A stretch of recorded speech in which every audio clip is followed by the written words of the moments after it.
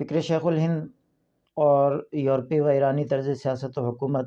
شیخ الہند مولانا محمود حسن رحمۃ اللہ علیہ نے مالٹا کی قید سے رہائی کے بعد دارالعلوم دیوبند میں ایک بڑے مجمع سے خطاب کیا، جس میں وقت کے جید علماء موجود تھے۔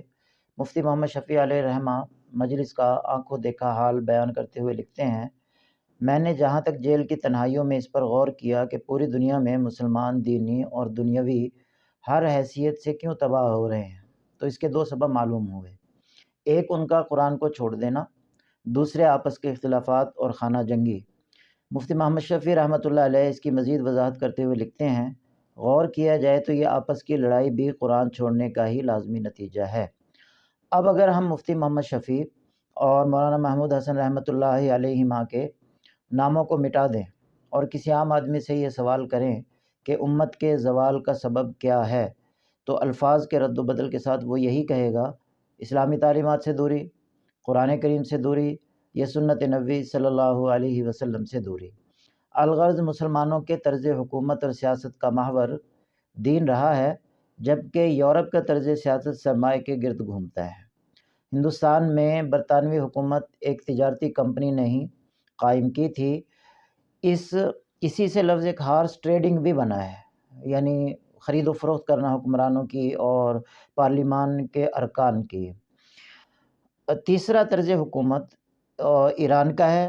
اس میں ہم ڈاکٹر مبارک علی کی رائے نقل کرنا چاہیں گے، جو اسلامی تعلیمات کے ناقد سمجھے جاتے ہیں۔ موصوف لکھتے ہیں، دوسری طرف ایران کے دفتری یا نوکر شاہی سے تعلق رکھنے والا گروہ تھا کہ جنہیں عباسی انقلاب کے نتیجہ میں انتظامیہ اور سیاست میں بالادستی حاصل ہو گئی تھی۔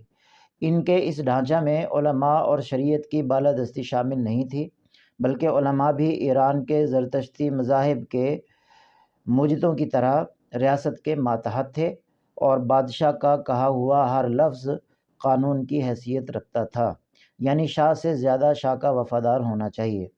اب المیہ یہ ہے کہ پاکستان میں یورپی اور ایرانی دونوں طرز سیاست بہت سے لوگوں کے پسندیدہ بن چکے ہیں۔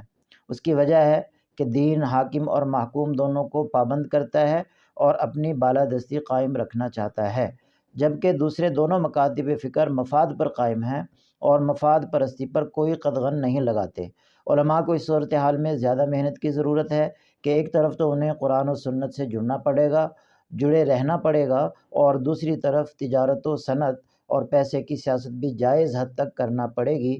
تیسرا محاذ یہ ہے کہ افراد کار اور رجال کار کی ضرورت رہے گی حکومت کو چلانے، اس کو ترقی دینے میں۔